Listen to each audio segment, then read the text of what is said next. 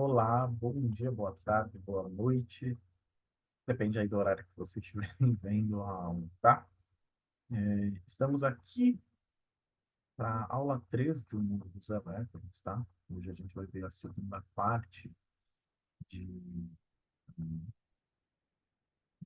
modelos atômicos. Acho que essa aula vai ter que ser subdividida em duas partes para não ficar tão cansativa, tá bom? Eu dividi ela originalmente em duas partes. Mas essa segunda parte está um pouco mais longa, talvez eu precise dividir um pouco mais, tá? Se necessário, a gente interrompe aqui a aula no meio e eu dou continuidade na próxima semana. Então, vou iniciar compartilhando a minha tela, mas antes que eu compartilhe a tela, né, deixa eu já compartilhar a tela, tá? Aqui, ó, nosso Modelos Atômicos 2.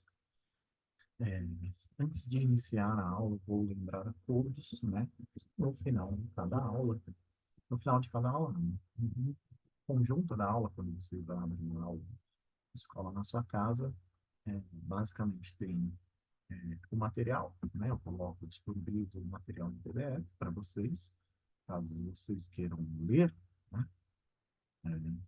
O material. Tem o vídeo.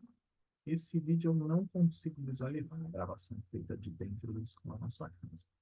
Por conta disso, eu disponibilizo o link de um vídeo, não é do mesmo vídeo, porque eu não consigo salvar esse vídeo, né? Mas da mesma aula, o link do YouTube. Então, assistiu a aula no YouTube, não precisa caçar o vídeo dentro do Escola na sua casa, assistiu a aula na sua casa, não precisa acessar o link no YouTube.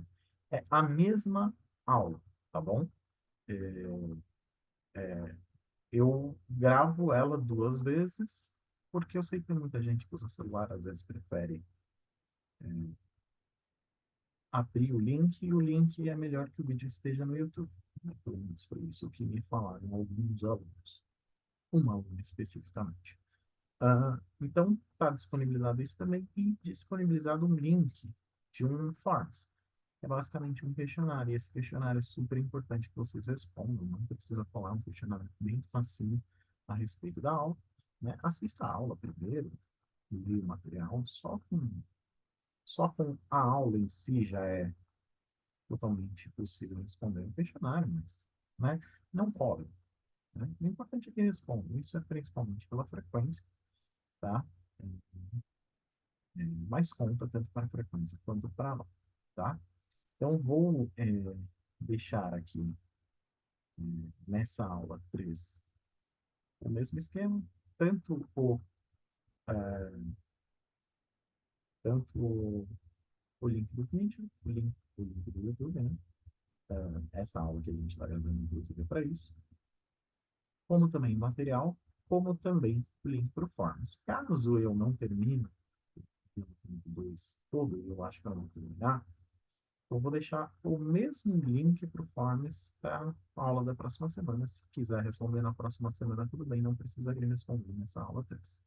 Pode responder quando for a semana 4. Não criarei um Forms novo, tá bom? Então é isso. Já estou compartilhando minha tela com vocês. Aula 3, modelos atômicos 2, tá? É, Depois de todos esses avisos, vamos partir para a aula em si. A gente está aqui. Então, né, na aula anterior, nós vimos os modelos, né, de Dalton e Thomson, também vimos as ideias iniciais lá dos livros, né? E o que a gente vai estudar agora, né, a gente viu esses dois modelinhos aí, né, Dalton e Thomson, o que a gente vai estudar agora, basicamente do século XX em diante, né? São coisas aí de basicamente 100 anos atrás, tá? 100 e poucos anos, 110, 115 anos atrás, né? 115 anos para cá, na verdade.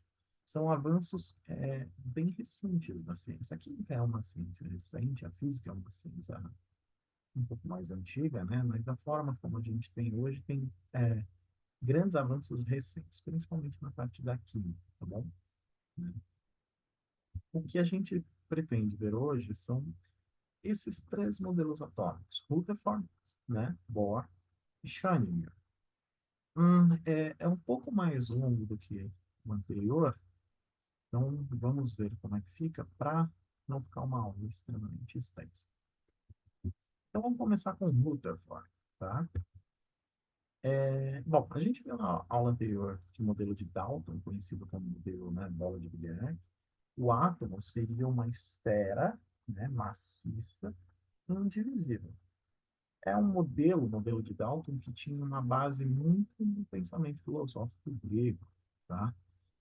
É, cada elemento químico, né, cada átomo de cada elemento químico era uma esferinha diferente da outra.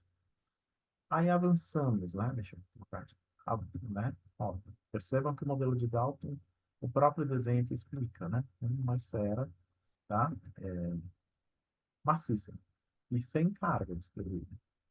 Já o modelo Thomson, né, pelo experimento, ele propôs o seguinte: esse modelo tem uma carga, ele descobriu o elétron. Foi Thomson que descobriu o elétron. Tá? Tem carga, bom, se tem carga negativa, tem que ter a carga positiva, já que ele é eletricamente neutro. Mas o átomo não é mais indivisível. Tá? Então, com a descoberta do elétron, ele também propôs que o átomo não fosse indivisível. Então, são duas coisas que o modelo atômico de Thomson contribuiu de maneira. São duas as principais contribuições, né, do modelo atômico de Thomson. Esse modelo atômico de Thomson ele vai durar aí seus 15 anos.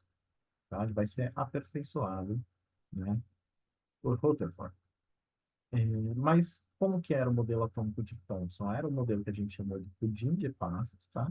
É basicamente uma esfera maciça incrustada, tá? Uma esfera maciça positiva incrustada, né, de carga, que são as cargas negativas. Já o modelo de Rutherford é o que a gente vai chamar de modelo planetário, tá? Então, o átomo, ele vai seguir basicamente o modelo do sistema solar, o modelo da maioria dos planetas que orbitam em torno de uma estrela, tá? Então, a gente vai falar que a estrela, né, ou o equivalente à estrela é o núcleo, tá? E que os elétrons, que são as cargas negativas, descobertas por Thomson, estão orbitando, tal como os planetas orbitam, né? Tal como nossa, por exemplo, a Terra orbita o Sol, né? Estão orbitando o núcleo, tudo bem? Então, ele vai sugerir um aspecto como dos planetas, né? Elétrons fazem os papéis do planeta em torno do Sol. O Sol é o núcleo. Lembra, né?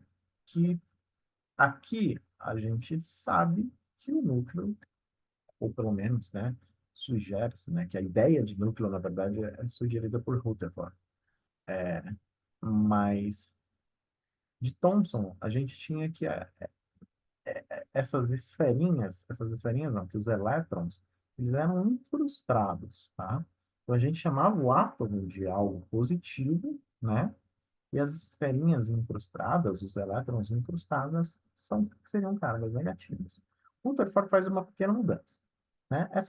Esses elétrons não estão incrustados, tá? Eles estão orbitando, tá? E o meu núcleo, teoricamente, ainda deveria ser positivo. Vamos entender aqui como ele pensou nesse modelo para entender a ideia, tá? Aqui, então, eu coloquei, né, uma animação. Essas ideias que ele teve foram tiradas de experimentos, são respostas a resultados de experimentos que ele obteve, tá? Mas eu já vou passar o resultado e a gente vai entender como é que ele pensou. Então, para o Rutherford, o átomo, ele vai ter um núcleo pequeno, bem pequeno mesmo, que é altamente denso e positivo, certo? Daqui a pouco a gente entende. E os elétrons, que são a carga negativa descoberta por Thomson, né, giram ao redor do núcleo, não estão mais incrustados. Eu coloquei aqui é, duas figuras, uma, né, a figura que a gente tem padrão, aí um gifzinho para mostrar só o movimento dos elétrons, que eles estariam em constante movimento em torno do núcleo, ok? Como que foi o experimento do Rutherford? Ele basicamente colocou um elemento radioativo, certo, dentro de um bloco de chumbo. Esse elemento radioativo, ele emite radiação alfa, tá? Deixa eu ver se está aqui. Não. É, e essa radiação, ela vai sair por um pequeno orifício, tá? Em direção a uma lâmina de ouro. Uma radiação, cara, aqui, né? Emitido em direção à lâmina de ouro, certo? E eu obtive três resultados, três comportamentos diferentes para essa radiação indo em direção dessa finíssima camada, dessa finíssima película de ouro, essa finíssima lâmina de ouro, tá? Atrás dessa lâmina de ouro tinha um anteparo fluorescente, tá? Recoberto de sulfeto de zinco, que se as partículas alfa chegassem até lá, elas emitiam luminosidade, porque o sulfeto de zinco mostra a luminosidade, né, de onde as partículas alfa incidem. Então, basicamente, deixa eu pegar o apontador aqui, tá? Aqui.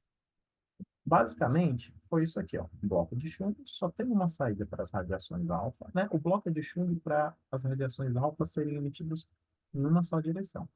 Só podem ser emitidos, podem só sair por esse orifício aqui. Então, ela foi emitida. Pá, pá, pá, pá, pá. Chegou na lâmina de ouro, ela tem três comportamentos, né? Ela era emitida em diversas direções, né? Dessa posição aqui da lâmina. Ela poderia atravessar normal, como se nada tivesse acontecido. Atravessar e ser desviada, que é o que a gente chama de partículas defletidas, certo? Sofrem um desvio, ainda atravessam, mas sofrem um desvio. E elas poderiam, né, ao invés de atravessar, bater na lâmina de ouro e retornar, tá? São as partículas que sofrem reflexão, são partículas refletidas. Obviamente, né, a porcentagem de partículas que eram refletidas, que eram defletidas ou que atravessavam, variava, né? E, e a gente tem um número muito maior de partículas defletidas e que atravessam normalmente do que as partículas refletidas, que é um percentual bem pequeno. Aqui eu coloquei uma animação, tá? Então, ó, material radioativo, polônio, emitindo radiação alfa, que só pode sair por um orifício. Essa radiação alfa chegando na finíssima camada, película de ouro, né? Parte delas, certo? Atravessava, e isso aqui ficava aceso de uma maneira constante, indicando que a grande maioria das partículas atravessavam. Parte delas sofriam um desvio, né? E parte delas refletiam. Tudo bem? Isso aqui é a animação, acho que dá para entender bem. Os resultados. Vamos lá, vamos discutir em cada ponto. A maioria das partículas, grande maioria, tá? Continuou a sua trajetória atravessando a lâmina de ouro, tá? As partículas alfa não atravessavam o bloco de chumbo, porque o bloco de chumbo era grossão. Tá? Mas uma finíssima camada de ouro ela atravessa. O que acontecia? Qual que é a ideia? Bom, se as partículas alfa atravessam essa finíssima camada, essa finíssima é, é, película de ouro, certo? Isso vai indicar para mim o seguinte, que o átomo, a maior parte dos átomos, na verdade, a maior parte do átomo, é um imenso espaço vazio. Ele não é maciço, tá? Por quê? Se ele fosse maciço, a maioria das partículas ia pegar, ia bater, ia refletir. Como a maioria está atravessando, quer dizer que a partícula alfa estava chegando, né, num espaço que era vazio em relação ao arranjo atômico dos átomos de ouro. Ou seja, o átomo é composto na sua maior parte de um espaço vazio. Outro resultado que ele chegou, poucas partículas atravessavam a lâmina, perdão, e desviaram, né? A grande maioria atravessava sem desviar, poucas desviaram, mas algumas desviaram. O que que significa, né? Que quando elas estão se aproximando de alguma região do átomo que tivesse a carga igual a elas, já se conhecia, né, que a carga da radiação alfa era uma carga positiva, certo? Elas eram repelidas. Então, a partícula alfa, né, quando emitida, se ela fosse emitida aqui, ela atravessava direto. Aqui atravessava direto. Quando ela chegava perto aqui de uma partícula, né, que eu ia mudando a posição da emissão, certo? Quando eu chegava aqui perto, essa carga positiva fazia ela desviar, certo? Mas pouca, tudo bem? Isso significa o quê? Tá? Que eu tenho carga positiva no meu átomo, só que ela está concentrada numa região muito pequena em relação ao imenso vazio que eu possuo, tá? Do espaço do átomo. Ou seja, o núcleo é concentrado, é denso, é muito pequeno. E poucas foram refletidas, tá? Isso significa o quê? Né? Que algumas partículas bateriam de frente com o núcleo, não passariam perto para ser desviadas, bateriam de frente. Na hora, né, que elas iam incidir de frente, certo? Carga positiva repele carga positiva, devolvia, sofria reflexão. Tudo bem? Então, a, aqui a gente tem um GIF animado que eu acho que é autoexplicativo. Ele emitia radiação alfa em diversas direções, tá? Note que a grande maioria atravessa, né, sem nenhum problema, tá? Essas coloridinhas ao centro sofrem maior desvio ou reflexão, né? Quanto mais próximo, né, ou mais na direção desse é, ponto vermelho, que seria representando para a gente o que é o núcleo, certo? Maior é o desvio ou mesmo resultava numa reflexão, tá bom? Então aqui a gente tem, por exemplo, então, a grande maioria das partículas atravessavam, são as brancas, né? Algumas sofriam desvio e outras poucas, né, menos ainda, refletiram. Tá? Aqui é uma representação, então, do que ele propôs para a gente, o modelo atômico. Então, o átomo é essa esferinha, né? Um pouco mais clara, enquanto o núcleo é só essa esferinha ao centro. Então, o núcleo é bem menor que o átomo. O núcleo é uma região concentrada do átomo, certo? Toda essa outra região mais clara é um imenso espaço vazio. Então, quando a radiação alfa vinha por esse espaço vazio, ela atravessava sem nenhum problema. Quando ela vinha por esse espaço vazio, ela atravessava sem problema. Quando ela estava no espaço vazio, mas estava passando próximo do núcleo, ela sofria um desvio. E quando ela ia pegar bem de frente, apontava na direção do núcleo, ela retornava, sofria reflexão. Tá? Aí, qual que é o modelo, né, de Rutherford? Eu tenho um núcleo pequeno, certo? Explicada pelas poucas partículas que refletem, denso, tá? E positivo. O meu núcleo é positivo, tá? E os elétrons estão girando ao redor do núcleo, só que girando com um certo afastamento. Isso se eu medir em relação ao tamanho do núcleo, tá? E essa região, né, vazia, onde os elétrons orbitam, ele chamou de eletrosfera. Então, Rutherford que propõe é, a eletrosfera, a região onde os elétrons estariam orbitando, né? Thomson descobriu os elétrons, mas Rutherford é quem propõe a eletrosfera. Bom, deixa eu ver aqui. Eu vou quebrar essa aula em duas, tá? Para não ficar muito extensa. A gente tem aqui mais dois modelos atômicos. Um é razoavelmente rápido, mas hoje tem os avisos. Eu vou quebrar essa aula em duas, então a gente se vê na próxima. A próxima, que é a aula 4 na verdade, é 3.2. Tá bom? Um abraço a todo mundo, tá? Não deixem de fazer os questionários. Até mais.